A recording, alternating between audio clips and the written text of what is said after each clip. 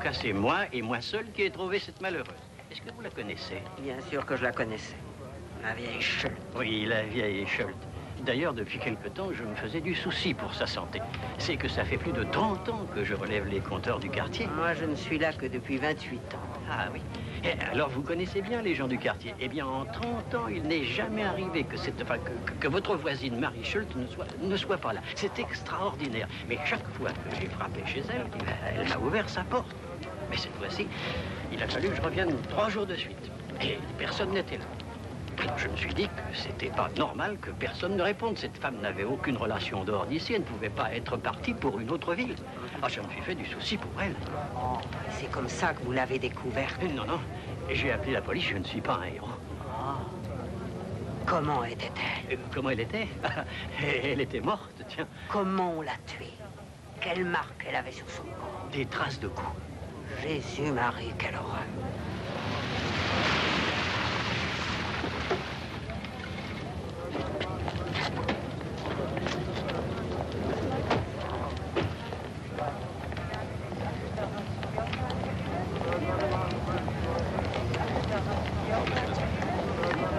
Bonjour.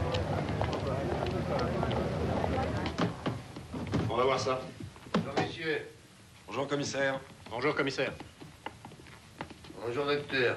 Alors, des choses Bonjour, intéressantes? commissaire. Il est encore un peu tôt. Ah, tout ça ne nous avance pas tellement, au fond. Faut tout reprendre à zéro. Et de toute façon, les enquêtes faciles, ça n'existe pratiquement pas. Je l'ai déjà lu. Vous habitez le quartier? Oui. Oui, je fais partie du commissariat du coin, justement. On habite la rue d'à côté. Vous connaissiez Madame Schult, alors? Oui, oui. Oh, d'ailleurs, tout le monde la connaissait. C'était une vieille fille, hein? Oui. On va faire un petit tour. D'accord. Elle tenait particulièrement à ce qu'on appelle mademoiselle. C'est marrant. Oh, une fois où elle était de bonne humeur, elle m'a même avoué qu'elle n'avait jamais couché avec un homme. Elle a dû lutter pour ne pas le faire, hein, pendant la période de l'après-guerre, avec les soldats étrangers, les troupes d'occupation, les jeunes militaires américains et les autres. Mais de quoi vivait-elle exactement? Ah, ça, oui, c'est une bonne question. Oh, c'était une famille aisée. Son père était pâtissier. Ma mère m'en a souvent parlé. Ça devait être un homme pas comme les autres. Ça a été aussi le dernier bourgmestre de Guernes, juste avant que Guernes ne devienne un arrondissement de la ville de Munich. Oui, d'accord, mais elle vivait de quoi, mademoiselle Schult? Ce que je sais, c'est qu'elle était propriétaire de la maison. Et aussi des terrains derrière la Klugstrasse, là où on construit les nouveaux immeubles de luxe. Et d'après ce qu'on m'a dit, les sœurs Schult ont vendu ces terrains à un bon prix. Ah ben, j'ignorais qu'elle avait une sœur. Ah si, sa sœur Amélie. Elle habite maintenant la Magdalenstrasse. Ouais. Oh, figurez-vous que ça fait environ 50 ans que les deux sœurs ne se parlaient plus. Elles étaient fâchées. Et vous n'imaginez pas le cirque qu'il y a eu entre ces deux vieilles chouettes quand il a fallu qu'elles aillent ensemble chez le notaire. Ces deux vieilles biques se détestaient tellement qu'elles ont failli pas y aller. Ils ont été vendus à quel prix, ces terrains? Oh, des millions. Ah, c'est ce qu'on dit, hein, mais c'est seulement un on dit. Dans quelle année? 64 ou 65, d'après mes souvenirs. Elle avait un métier au départ? Aucun. Et en dehors d'elle, personne n'habitait cette maison? Non. Et sa sœur, c'est aussi une vieille fille, non? Oh oui. Quand vous l'interrogerez, vous verrez que c'en est une au premier coup d'œil. J'avais envie de faire un petit tour dans le grenier. Une fois, il m'était arrivé de... Oh, enfin...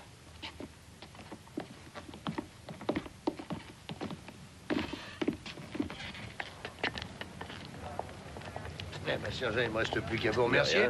Il n'y a pas de quoi. Oh, tenez, c'est une chance. Justement, voilà le bonhomme qui nous a avertis de la panne de courant. Qui, l'homme au chapeau, là? Oui, oui, c'est ça.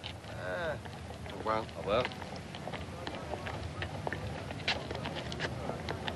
Bonjour. Bonjour. Custer, de la police criminelle. C'est vous qui avez découvert le corps? Jusqu'à nouvel ordre, mais je suis peut-être pas le seul. Aujourd'hui? Oui, aujourd'hui. Ce magasin vous appartient? Oui. Vous avez des cigares? Non, hélas. Cette boutique est surtout une épicerie de luxe. Mais ça n'a aucune importance. On peut entrer, oui? Oui, bien sûr.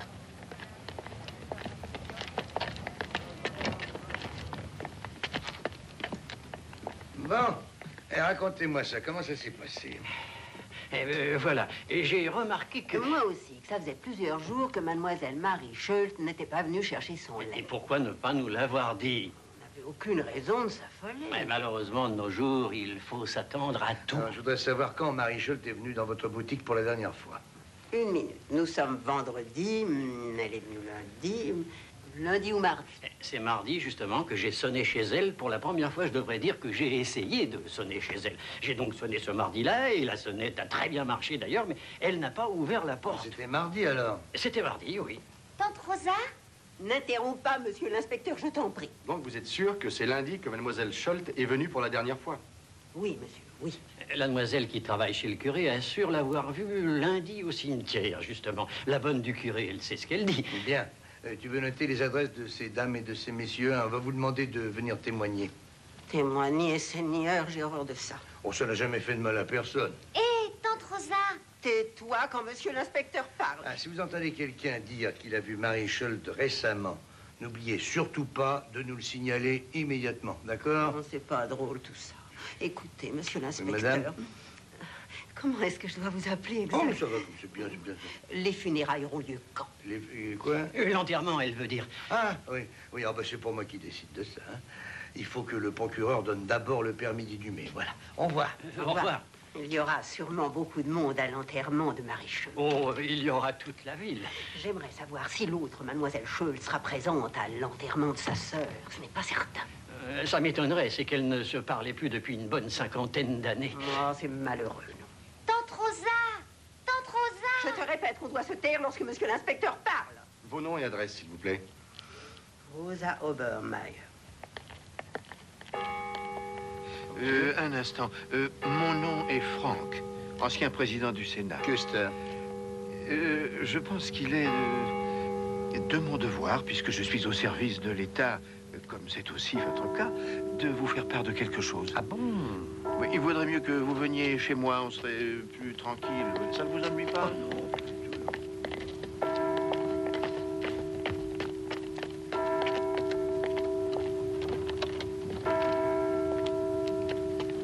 Je vous en prie.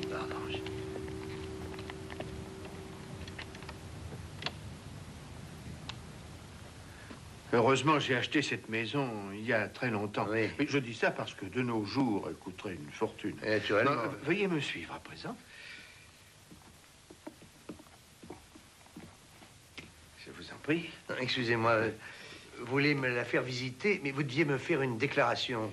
Oui, et cette visite en fait justement partie. Puis-je vous précéder? Je vous en prie.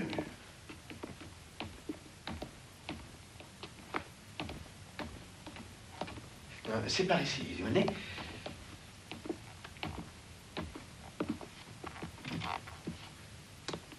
Voilà, s'il vous plaît.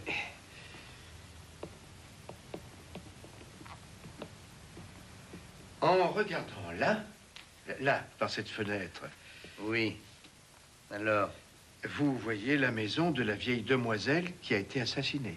Mais il doit y avoir d'autres fenêtres d'où on aperçoit cette maison. Sans doute, par le haut et en biais. Par le haut et en biais. Un petit détail important. Ben, c'est très bien. À présent, nous avons vu ce que je voulais vous montrer ici, alors nous pouvons redescendre. Si vous le voulez bien. Ah, je veux bien. Oui.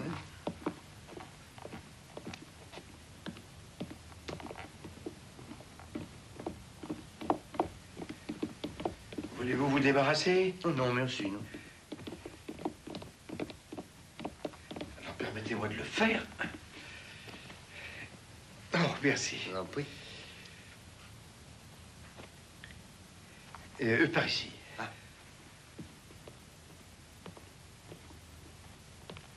Veuillez vous asseoir. Merci.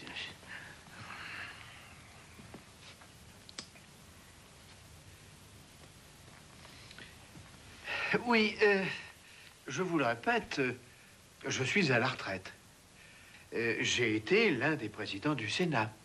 J'ai travaillé longtemps ensuite au département provincial de la justice. Et cela à mi-temps, d'ailleurs. Quand on est vieux, il faut se trouver de l'occupation. Pour le moral, c'est primordial. L'heure de la retraite sonnera pour vous aussi. Vous verrez. Et si je vis jusque-là? Oh. Voyez-vous, mon passe-temps a indiscutablement un rapport étroit avec ma profession. Ah. l'humanité. Voyez-vous? Et vous voulez en venir où? Ce qui m'intéresse, ce sont les êtres humains. Leurs mœurs et leur façon d'être. Ou leur comportement, si vous préférez. Je ne suis pas un voyeur.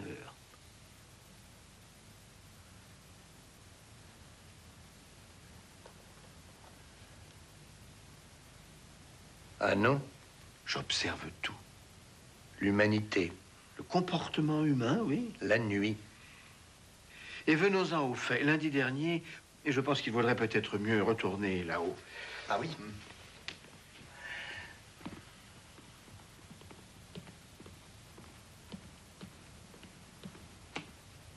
Je vous en prie. Non, je connais le chemin. Mais prenez ça. Bon, alors voilà. Et lundi, en me postant à cette fenêtre, j'ai pu observer le comportement de l'être humain. Et plus à gauche, oui. Ça c'est l'institutrice. Et en tout cas, je suppose qu'elle est institutrice. Je précise qu'elle prend son bain toujours à la même heure, oui, à 7 heures du soir. Alors, mais plus à gauche. Oui. Lundi, peu avant 7 heures. Ah, l'institutrice prenait son bain. Oui, exact. Oui, seulement de la maison de la femme assassinée. Mais il faut que je vous précise qu'à 7 heures, il faisait déjà nuit.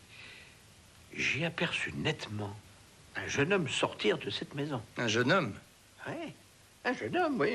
Et deuxième précision, je ne l'avais jamais vu dans le Et coin. comment savez-vous que c'était un jeune homme, au fait?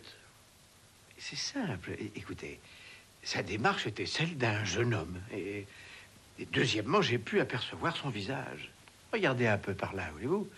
Il a traversé ce jardin-là. Il s'est dirigé vers la rue. Et là, il y a une lanterne. Oui, qui projette un rayon lumineux dans le jardin. Eh bien, ce rayon, il était forcé de le traverser pour sortir dans la rue. Pas d'autre solution. Et c'est comme ça que vous avez vu son visage? Oui.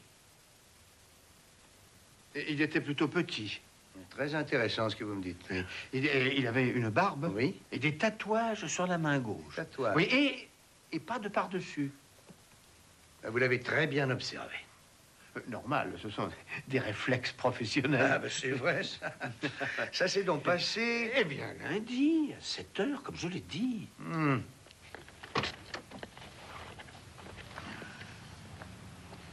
Qui c'est ce vieux monsieur? Ah, c'est un ancien président du Sénat. Vous le connaissez? Ah, pas du tout, non. Ah non, c'est un vieux voyeur, hein, un vieux qui passe son temps à observer les filles nues avec des jumelles. Pourquoi? Enfin, parce que dans le quartier, elles sont jolies, sans doute. Et qu'est-ce que ça a à voir avec Marie Scholt? Eh bien, il se contente pas de regarder uniquement la même fenêtre. La fille n'était pas toujours là. Non, il regarde aussi les autres maisons. Ah. C'est sûrement comme ça qu'il a dû voir partir l'assassin.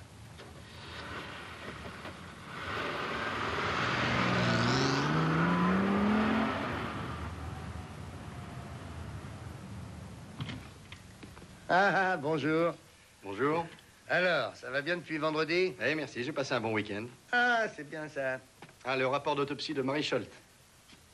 Alors, Étranglée. et quand? C'est très difficile à préciser. L'estimation est d'environ 4 jours, peut-être davantage. C'est-à-dire?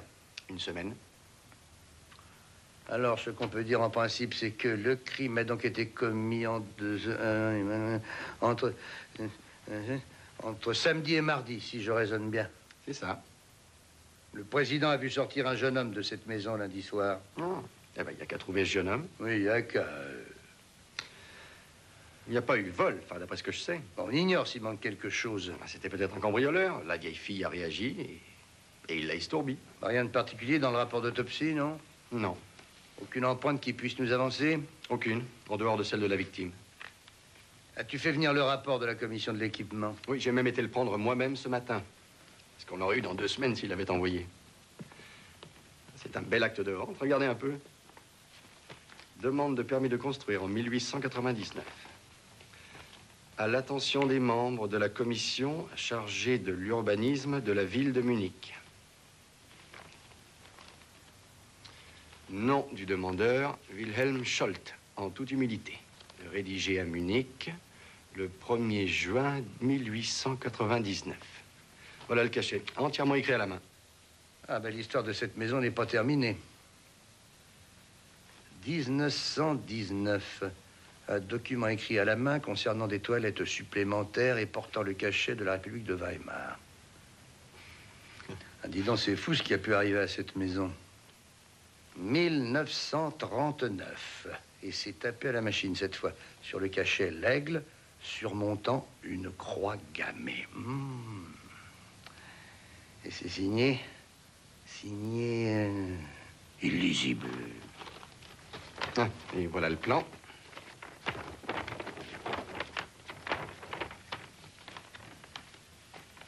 Et c'est certainement là qu'est passé le jeune homme que l'ancien président a aperçu par sa fenêtre, ici, là, ici, dans la lumière. Bah, faudrait aller voir ça. Bah, tiens, toi, tu vas aller avec Brenner voir cette lumière de plus près, hein. Et vous? Je vais à l'église. À l'église? Voir le curé.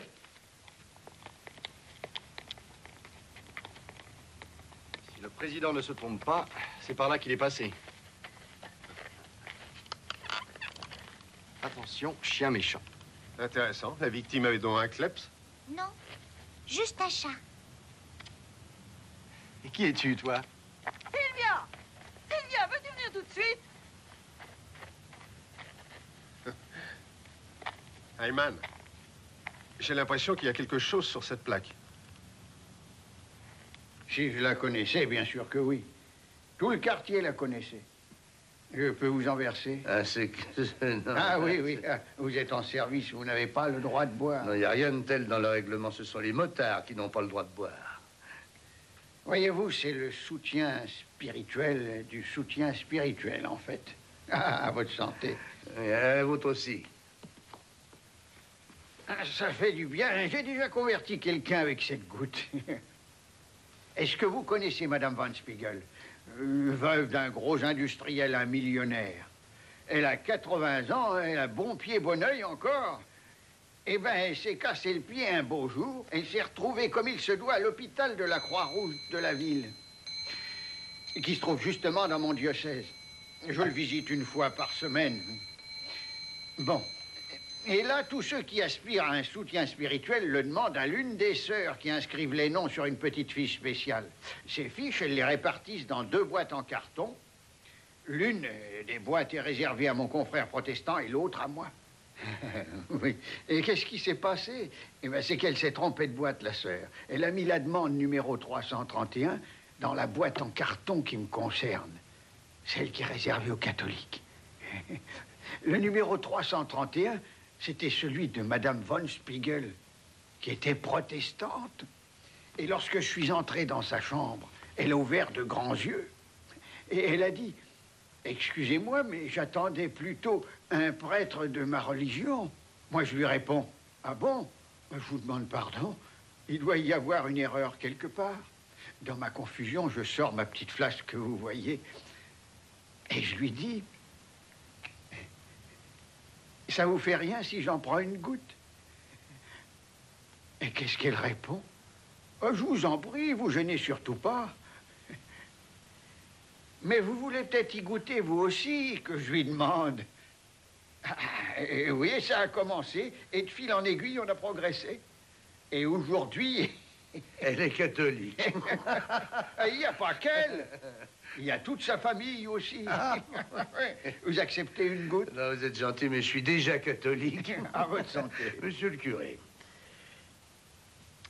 Ah, vous vouliez savoir quelque chose sur cette malheureuse. Vous savez qu'elles sont 2, Ah oui, elles sont 2 sœurs. Vous voulez savoir surtout qui est le personnage qui est passé dans la lumière du jardin le lundi. Comment êtes-vous déjà au courant de cela? Oh, mon abbé, c'est tout. Il me tient au courant des nouvelles du diocèse. Il paraît qu'on recherche quelqu'un qui... Oui, oui, en effet, c'est exact, mais je m'étonne que tout se sache aussi rapidement. La deuxième fois que j'ai vu Marie Scholt, c'était à la messe. Autrement dit, c'était dimanche dernier. À quelle heure a lieu la grand-messe? Ah, ça, vous devriez le savoir. À 9h30. Oui, évidemment, excusez-moi. Oui. Non, mais elle était bien là, c'est sûr. Écoutez, depuis que je suis le curé de cette paroisse, elle n'a jamais manqué une messe. Bien, monsieur le curé, je vous remercie, c'est tout. Non, mais de rien. Je vais inclure cette pauvre âme dans mes prières maintenant. Marie Scholt? Ah, oh, elle aussi. Comme ce jeune homme, celui qui était aperçu dans le petit jardin lundi. Il en a besoin autant que la Marie. Alors, priez donc pour son âme, monsieur le curé, mais surtout pas pour qu'il nous échappe. Soyez sans crainte.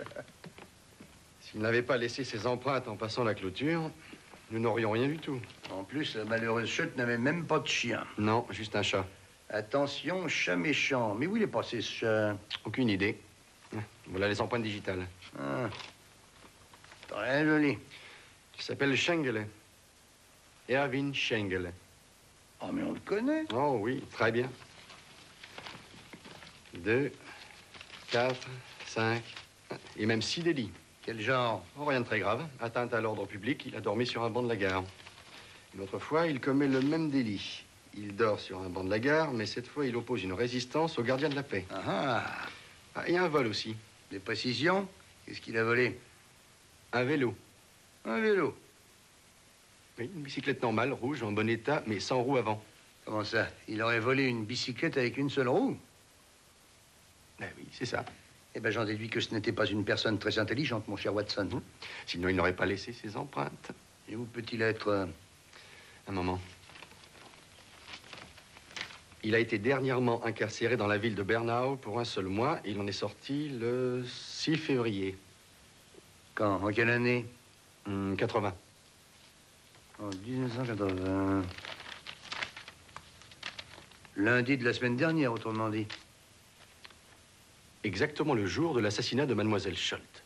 Son adresse en temps normal? Stuttgart, Entenweg, numéro 17 chez sa mère. Est-ce qu'on a... Oui, on y a songé. Le procureur fait taper son mandat d'arrêt en ce moment. C'est un cas assez spécial. D'après son passé, ça serait plutôt un clochard. Montre-moi sa photo. Oui, c'est un meurtre original, crois-moi. En fait, monsieur, j'aurais préféré ne rien vous dire. Mais vous voulez qu'on retrouve quand même l'assassin de votre sœur? Sachez que cette sombre affaire ne m'intéresse ni de près ni de loin. Merci. Je peux vous demander quand vous avez vu votre sœur pour la dernière fois? Chez le notaire? Je peux savoir quand? En 1929, après le décès de notre père. Non, comprenez-moi, je vous demande quand vous avez vu votre sœur pour la dernière fois. Chez le notaire, je viens de vous le dire. Chez le notaire, en 1929. Elle avait probablement comploté avec cet escroc de notaire. C'est la seule explication. Madame Schultz. Mademoiselle. Oh, pardon, mademoiselle Schultz. Je suis persuadé que depuis l'année 1929, vous avez revu votre sœur. Rencontrée, en effet, mais pas regardée. Enfin, soyons sérieux. Non, monsieur, je ne l'ai pas regardée. Il faut vous mettre dans la tête qu'elle n'existait plus pour moi. Je peux savoir quand vous avez vu votre sœur Marie pour la dernière fois? Juste avant son meurtre. Ah, combien de temps avant? Eh bien, quand l'a-t-on tuée au juste? On ne le sait pas encore. Comment je peux vous dire quand je l'ai vue dans ces conditions? C'est absurde. Non, revenons à la question essentielle. Vous souvenez-vous quand vous avez vu votre sœur pour la dernière fois?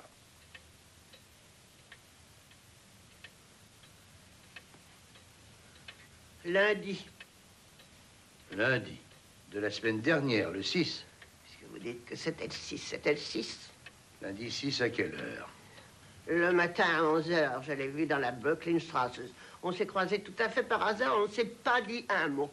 Elle vous a adressé la parole, elle? Au commencement, oui. Quoi? En 1929, en 1930. Et peu à peu, au fil des années, elle a abandonné parce que je ne lui répondais jamais. Non, comprenez, voyons, je vous demande si elle vous a parlé lundi dernier. Lundi dernier? Non. Je vous remercie, mademoiselle Schultz.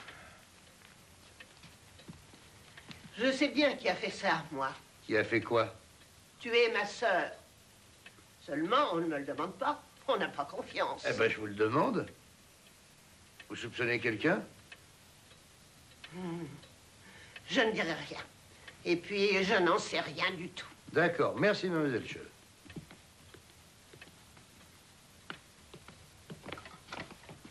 Au fait, vous avez demandé à ma sœur quand elle a vu notre mari pour la dernière fois.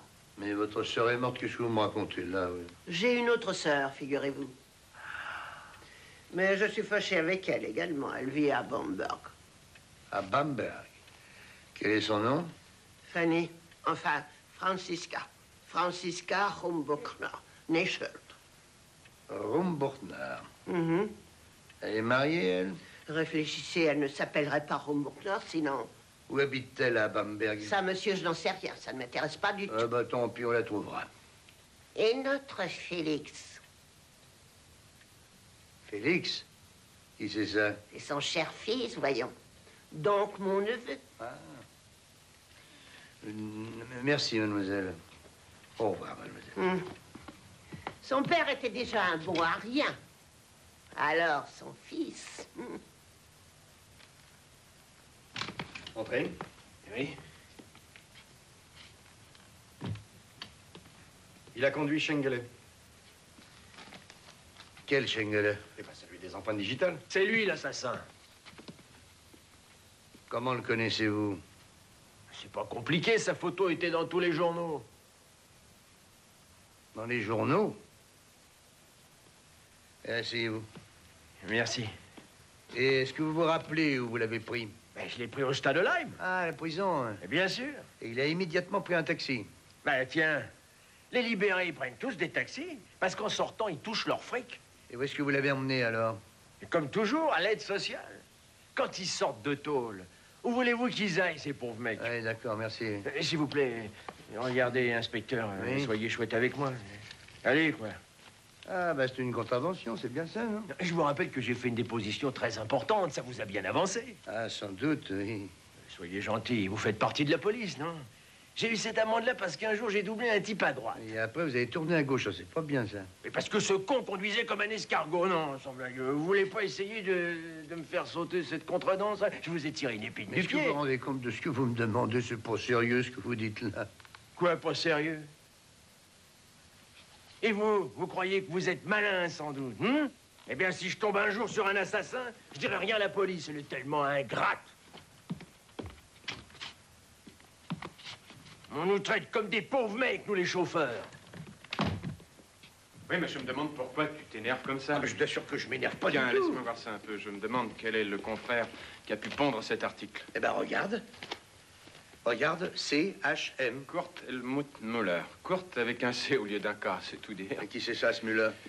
Oui, c'est un journaliste encore jeune. C'est rare d'avoir autant de maturité dans notre métier. Il est particulièrement doué. Il doit faire une très belle carrière. Eh ben, s'il écrit tant de bêtises étant jeune, je me demande où il va bien pouvoir s'arrêter, celui-là. Ah, on estime qu'ils apportent un nouveau style, ces jeunes. Ah, tu parles d'un nouveau style, hein? C'est pas très nouveau d'écrire le meurtrier de Guerne est un certain Schengele. Pourquoi? Excuse-moi, mais j'ai toujours cru qu'on devait attendre le jugement avant de condamner qui que ce soit. Et qu'il fallait être très prudent dans le métier de journaliste. Oui, d'accord, mais ça, c'est la théorie, c'est la déontologie. Mais il y a la pratique. Ah, quelle drôle de mentalité. Et c'est normal, ça. N'importe quel journaliste préfère informer le lecteur. Dans ce métier, il faut écrire quelque chose à tout prix. À tout prix, qu'il écrive ce qui lui passe par la tête, ça m'est égal. Mais quand il révèle la date d'un crime, moi, ça me dérange. Pourquoi la date d'un crime? Où t'as vu ça? Je te le dirai quand on se reverra. Il faut que je file.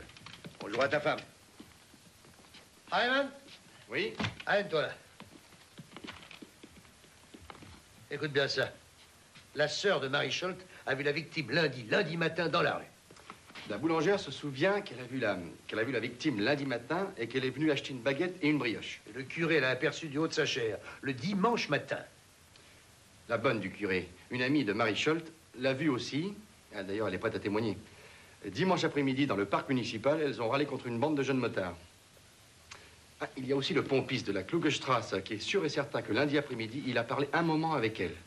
Elle n'avait pas de voiture, n'est-ce pas? Non, mais elle passait très souvent devant la pompe. Enfin, l'ancien président du Sénat l'a aperçue lundi matin dans sa cuisine face à la fenêtre. Oui, avec ses jumelles. C'est ça. Seul témoignage un peu bizarre, celui du facteur. Il est le seul à parler de mardi. Il prétend l'avoir vue mardi à sa fenêtre. Il avait du courrier pour elle? Non, elle n'en recevait jamais, puisqu'elle n'avait personne, la pauvre. Témoignage. Bizarre. Nous sommes dans une grande ville et pourtant on se croirait dans un village. Oui, tout le monde se connaît.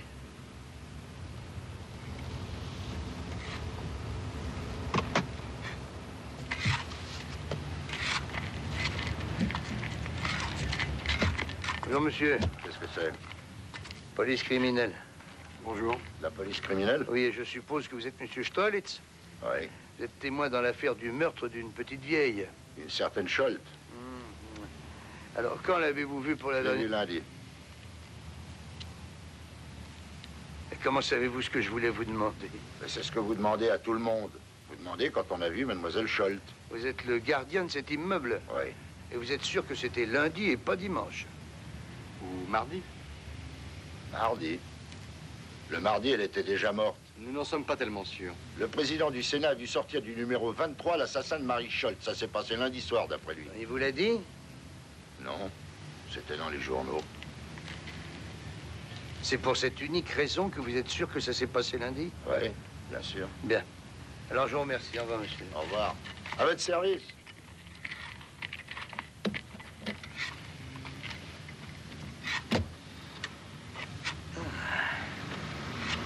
Lorsqu'une découverte est influencée par une découverte... Oui, qu'est-ce que vous voulez dire?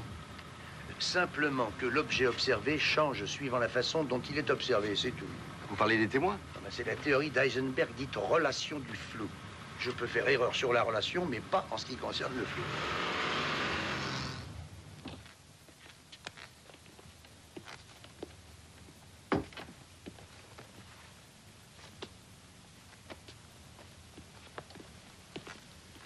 Un moment, monsieur. Je m'excuse, mais j'allais m'en aller. Oui? Cette fois, nous l'avons eu. Ou plutôt, disons que c'est eux qui l'ont eu. Qui a eu quoi? Ceux de Stuttgart ont eu Schengele. Et il y a un employé des tramways qui a déclaré avoir pris la direction de Neuhausen le jour du meurtre. J'ai le double de la déposition du témoin. Il attend à côté, il s'appelle Sinzewut. Est-ce que je peux partir maintenant? Bonsoir. Bonsoir, Brenner. Bonsoir, Herman. Bonsoir. Ça n'a pas l'air de vous réjouir qu'on ait retrouvé Schengele? À partir de 4h30, il m'est impossible de montrer ma joie. Je suis fonctionnaire. Plus personne ne me fera de café. Non. C'est très triste. Mais oui, tout le monde est parti. Mais t'es bien là, toi, non? Eh ben. Bonsoir, monsieur. Vous êtes monsieur Tizenhout? Oui, c'est bien ça. Non, restez assis, restez assis. Vous êtes venu parce que... C'est bien ça.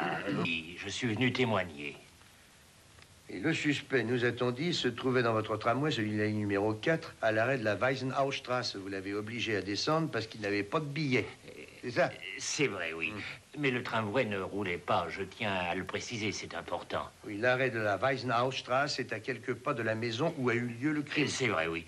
Pas de doute. Et vous avez tout de suite reconnu le suspect en voyant les photos? C'est vrai. Eh bien, ce sera tout pour l'instant. Monsieur Tizenhout, mon collègue vous a sûrement averti qu'il fallait vous tenir à notre disposition. Oui, monsieur, bien sûr. Eh bien alors, bonsoir, monsieur Tizenhout. Merci. Eh oui. Oui? Merci.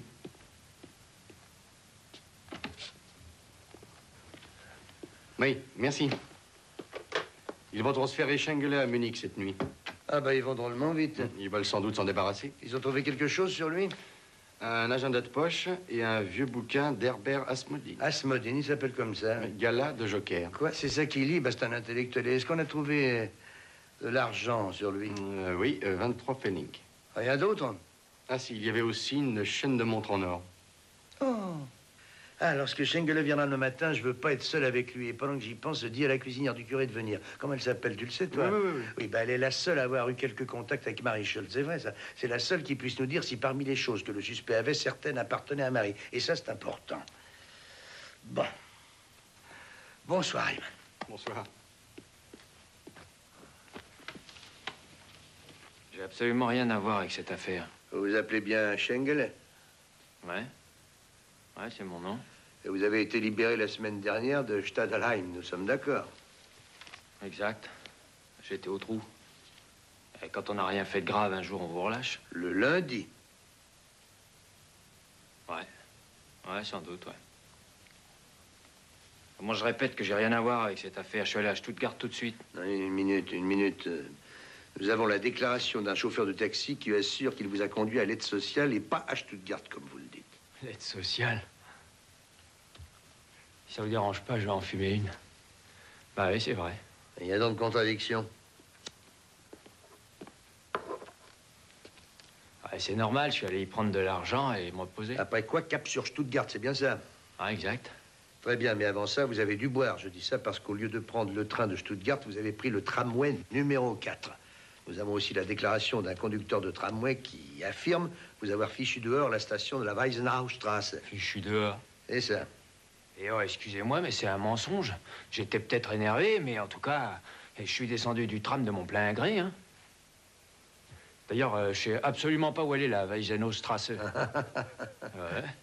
Et en fait, j'ai pas perdu de temps, hein.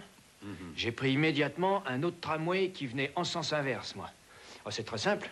Et j'ai demandé au contrôleur de m'avertir pour descendre à la gare. Et ouais, ben maintenant, excusez-moi, mais votre devoir à vous, c'est de retrouver le conducteur. Celui qui vous a fichu dehors à la gare, c'est ça? Ah, logique.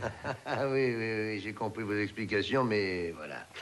Après, vous êtes fait virer du premier tramway avant de prendre celui qui conduit à la gare. Eh bien, est arrivé quelque chose que vous me cachez, quelque chose. De particulier. Ça tient pas debout, votre histoire. Et qu'est-ce qu'on me reproche, au juste, hein? J'allais vous le dire. Un, on vous a vu sortir de cette maison. Il était 19 h environ. Je me demande qui a pu me voir. Hein. Deux, nous avons relevé vos empreintes digitales près de la plaque de la porte de la barrière. Quoi, mes empreintes? Eh oui. Et trois, eh bien, vous aviez ça sur vous. Une amie de la victime, la bonne du curé, a reconnu cette chaîne de montre. Elle appartenait à la morte. Je m'excuse, mais je l'ai pas tuée. Hein. Oui, elle était déjà morte. Ah, c'est amusant, ça. Je vais vous raconter comment ça s'est passé. Autrement dit, toutes vos déclarations n'étaient que des mensonges. J'avais dépensé l'argent que j'ai touché en sortant de prison. Dépensé en alcool? Je me rappelle que j'ai pris le tramway. Et pourtant, je sais plus comment j'y suis monté. Ah, c'est marrant, hein? Et j'en ai aucune idée. En tout cas, c'est vrai que l'employé m'a fait descendre du tramway. Ensuite, je savais plus où j'étais. Et j'avais une faim terrible et soif aussi. Ouais, si soif que j'ai oublié où je devais dormir ce soir-là. Ouais, je retrouve plus mes esprits très vite quand je bois. Alors j'ai sonné à plusieurs portes parce que j'avais très faim. J'en étais malade. Et j'ai demandé à manger, mais personne ne m'a rien offert. Quand j'ai sonné chez la vieille fille et qu'elle a refusé d'ouvrir, j'ai pas eu la force de me contrôler. Ouais, je suis entré. Oui, oui. Est-ce que la porte était ouverte? Fermée à clé, à double tour. Ah, si elle avait été ouverte, alors il ne me restait qu'une solution, c'était passer par la fenêtre. Et figurez-vous que la vieille était là, allongée exactement devant la fenêtre. Ah, il fallait voir ça, monsieur l'inspecteur. Et vous êtes donc reparti? Inspecteur, il faut que vous me croyiez. Je me rends compte que personne ne veut croire qu'elle était déjà morte. Ah, vous pensez que ça m'a fait plaisir de passer toute une nuit avec un cadavre, peut-être, hein? Quand je suis entré, elle était déjà morte. Et ça? Je l'ai pris, mais j'ai rien pris d'autre. J'ai pris que ça. Bon, mais où elle était allongée? Elle était par terre, sur le dos. Vous savez ce que je crois de votre version? Non? Rien du tout.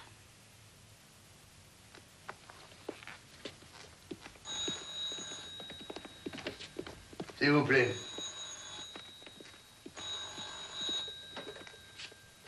Bas les pattes. Vous êtes peut-être là pour moi, mais moi, je suis pas là pour vous. Hein. Non, allez, allez, faites pas de conneries.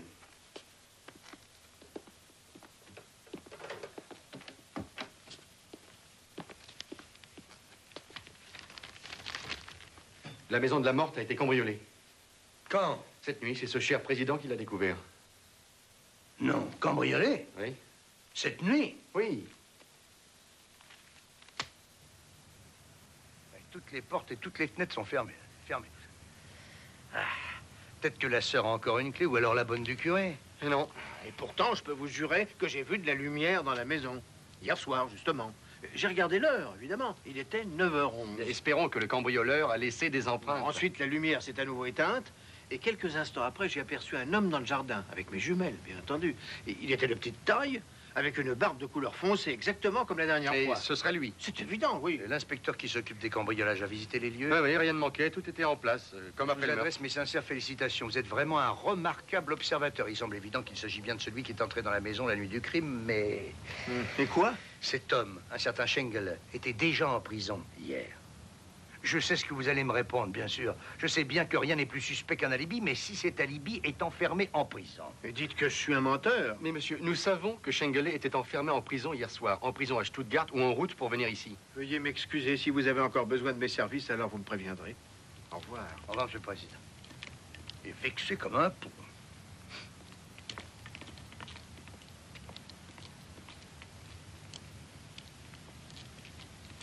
Bonjour, monsieur. C'est vous le détective?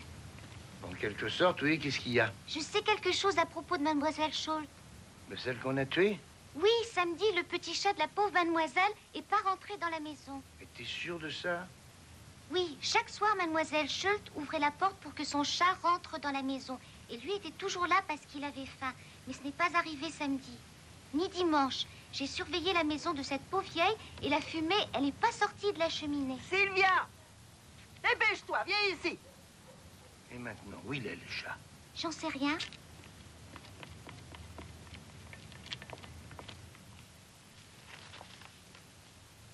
Ah, j'oubliais. Le tribunal de grande instance a reçu la visite d'un certain monsieur Rumburtner. Qui c'est, celui-là? Un neveu. Un neveu de qui? D'une des Scholt. Ah oui, de celle qui habite à Bamberg. Oui. Félix Rumburtner. Il avait un métier honorable puisqu'il était représentant de commerce. Mais il a été au chômage et il travaille maintenant comme manœuvre dans un cirque. Et alors, il sait quelque chose? Non. Non, il est seulement venu se renseigner sur le testament, c'est tout. Mais autrement dit, ça n'a aucun intérêt. Au début, moi aussi, je l'ai cru. Que va-t-on faire de la gosse? Faire de quelle gosse? De celle qui nous a raconté l'histoire du chat. Ah, d'accord. Oui, oui, on verra ça. Je vous souhaite une bonne journée, docteur Watson. Monsieur Sherlock Holmes, si vous voulez mon avis, nous perdrons notre temps ce soir. On verra.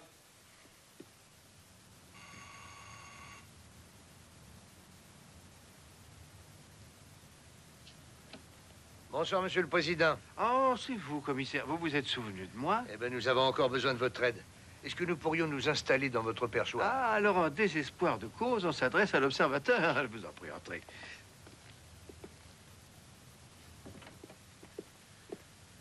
Excusez-moi, monsieur.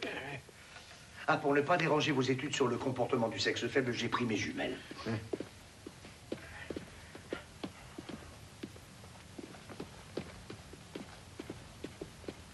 Le perchoir est à droite. Pardon, qu'est-ce que vous dites? Je dis que... Oh, excusez-moi. Oui, oui.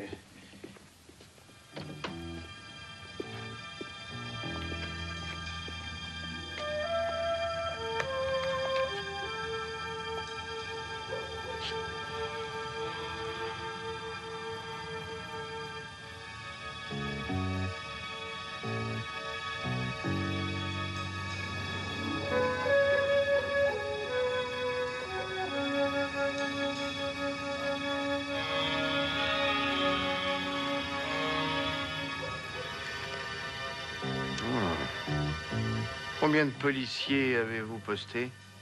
Qu'est-ce que vous dites? Je vous demande combien de policiers vous avez postés autour? 7. Pas assez. C'est beaucoup. Car on ne venait m'en donner que 4 au départ. Oh, d'ailleurs, pour ce qui se passe dans le secteur ce soir, 4, c'est bien assez. C'est hier qu'ils auraient dû venir. Bien sûr, si la police était en place chaque fois que quelque chose se passe, il n'y aurait plus de crimes sur Terre.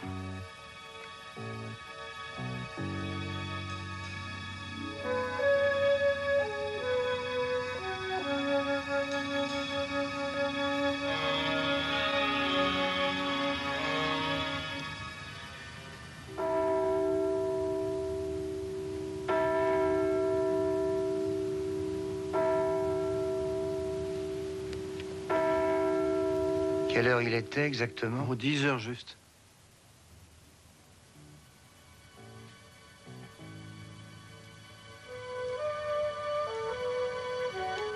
J'y vais.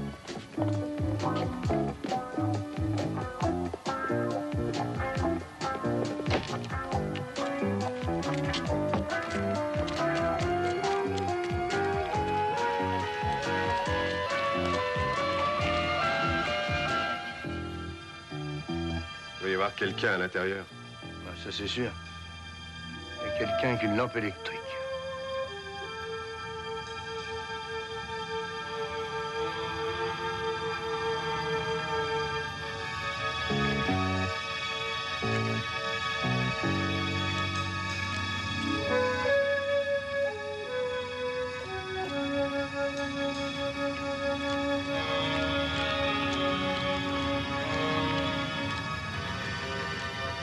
Alors, la porte est fermée.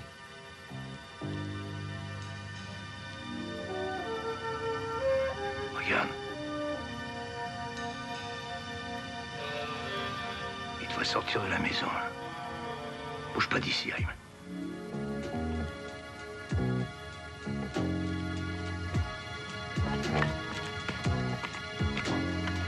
Qu'est-ce qu'il y a? J'ai rien vu bouger. On va entrer.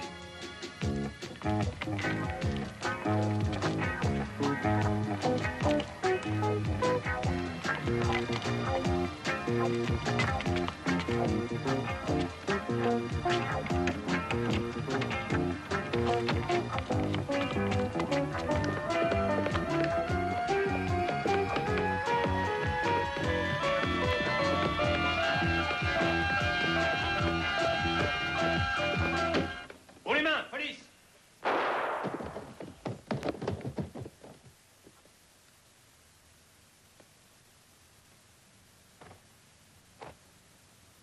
C'est un mannequin, ni plus ni moins. Quoi?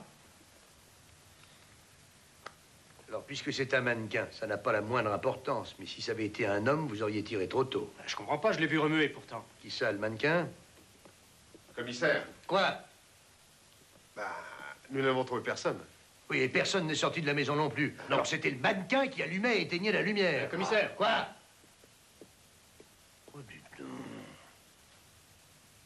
Si ces bijoux sont vrais, il doit y en avoir pour une fortune. Oh, c'est fou.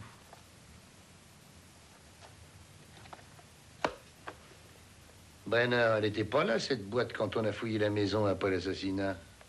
J'ai pas l'impression. On l'aurait tous remarqué, cette boîte. J'ai connu un voleur qui avait fauché une voiture blindée dans le temps.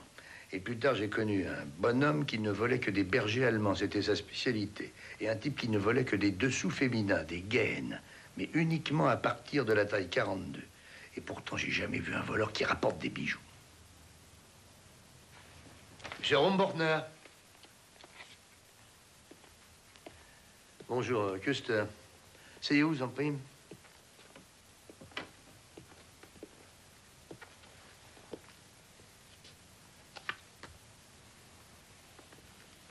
Ah, pardon, mes condoléances, monsieur. Ah oui, pour ma tante. Ah oui.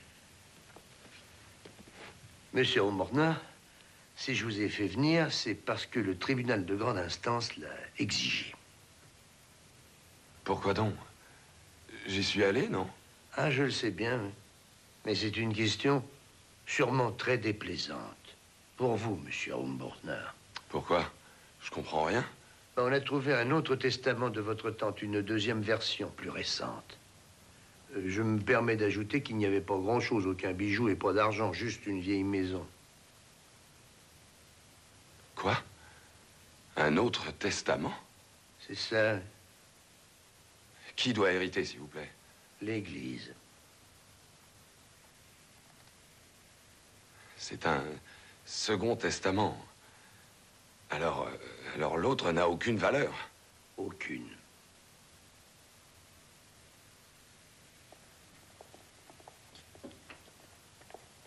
Monsieur Custer. Oui? Ah, il faut faire quelque chose tout de suite. Ce Schengelov vient d'être relâché. Et je le sais, oui. Oui, seulement... Bah, j'ai pas pu agir autrement, puisque le procureur a décidé de le faire libérer immédiatement. Le libérer? Mais pour quelle raison, s'il Des vous plaît? raisons qui ne vous regardent pas. Vous venez avec nous. Où voulez-vous que je vienne? Bah, dans la maison de Marie Schult. Bon, j'arrive tout de suite. Pourquoi le mandat d'arrêt a-t-il été annulé? À la demande du procureur. C'est pas très malin. C'est moi qui ai fait annuler ce mandat, aussi bizarre que ça puisse vous paraître. Cette fois, j'y comprends plus rien. Il n'y a pas de doute que Mademoiselle Schult a été assassinée par Schengele, non? Vous croyez? C'est également ce que vous pensez. Jusqu'à hier. Ce Schengele se trouvait à la prison de Stadelheim jusqu'à lundi matin. Et ça, c'est le seul alibi que je lui accorde. Oui, mais c'est le lundi après-midi que la victime a été tuée. Vous en êtes sûr? Nous avons les témoignages de toutes les personnes qui l'ont rencontré. Ah, mais tout ça était dans les journaux. Par conséquent, je ne prête aucune valeur à ce genre de témoignage. Est-ce que vous avez vu la déposition de la petite? Quelle petite? La petite Sylvia. Samedi, le petit chat de la victime n'a pas pu rentrer dans la maison, chose qui n'était encore jamais arrivée. Ah oui, et vous pensez que samedi, elle était déjà morte. Oui, et alors? Alors, il est impossible que ce soit Schengele?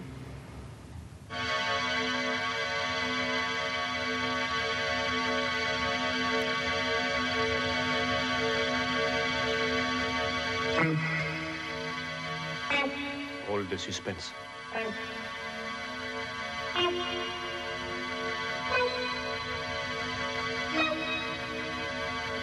Brenner. Oui? Viens avec moi. Ça vaut le coup, je vais vous présenter un sénateur, un président en plus.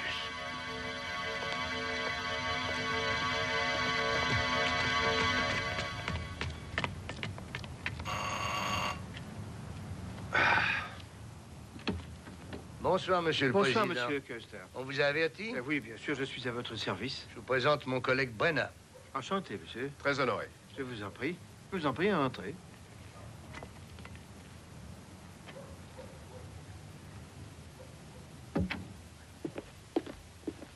Bon, on monte ici, hein? Je vous guide. Ah! Monsieur le Président. Oui? D'après vous, qu'est-ce que ça veut dire quand un cambrioleur rapporte des bijoux? On n'a jamais vu ça. Eh bien, la personne que vous avez observée avec vos jumelles a rapporté un coffret de bijoux. C'est une plaisanterie, non? Il devait avoir une raison de le faire.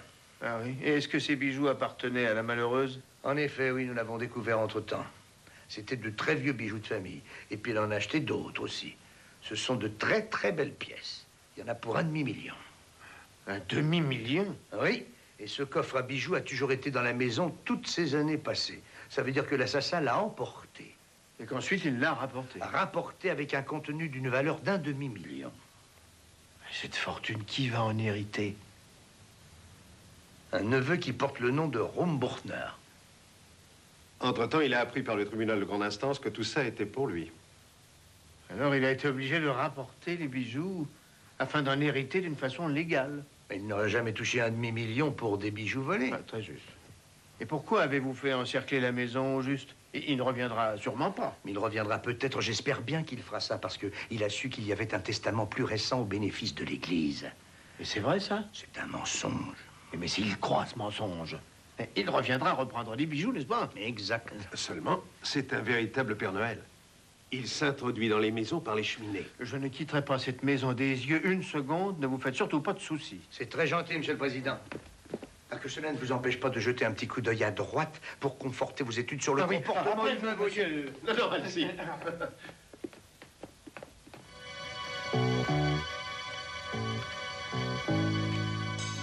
Alors, du nouveau?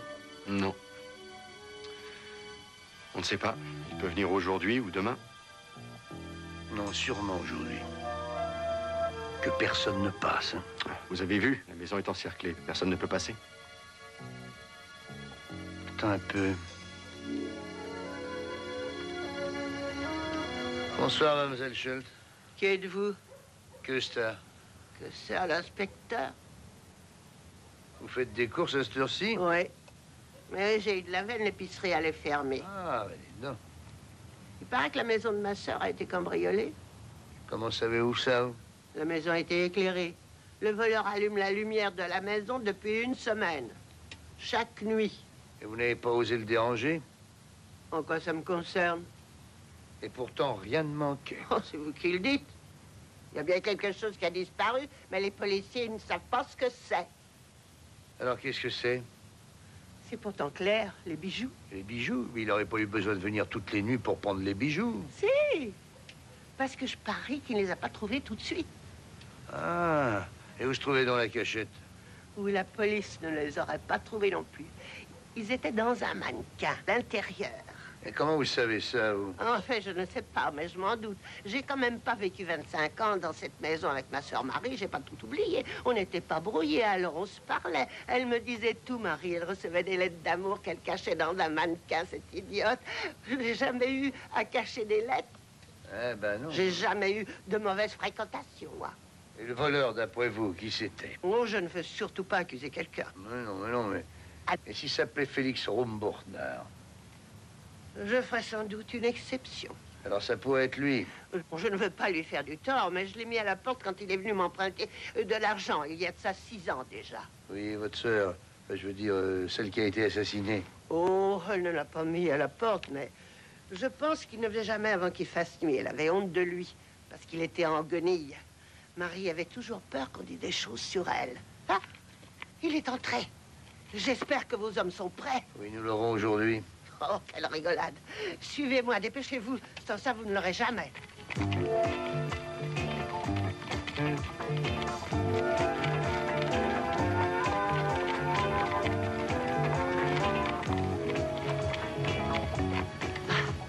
Vous connaissez l'ancien cinéma qui se trouve sur la Titiansstraße? Ah non? C'est là qu'il faut aller. Pardon, prenez mon bidon de lait. Je pourrais marcher plus vite.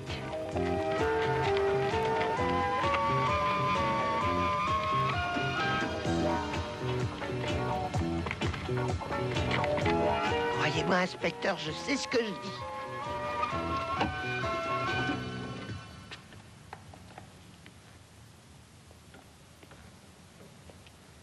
Regardez, là-dedans, il y avait des abris pour les gens qui n'en avaient pas dans leurs immeubles. Ils devaient sortir par cette porte-là. Et comment vient-on jusqu'ici? Vous n'avez pas remarqué que depuis le début, nous n'arrêtons pas de tourner en rond. Ceci dit, la maison des Scholt est là, derrière. Alors? Vraiment, la police n'est pas très maligne. À la porte de derrière, il y a une trappe, figurez-vous. Et là, il y a un escalier qui mène directement à l'abri, construit pendant la dernière guerre Oui, mondiale. mais est-ce qu'il le sait, le neveu? Bien sûr qu'il le sait, il venait ici pour ses vacances. Il était le chéri de ma pauvre sœur, vous comprenez?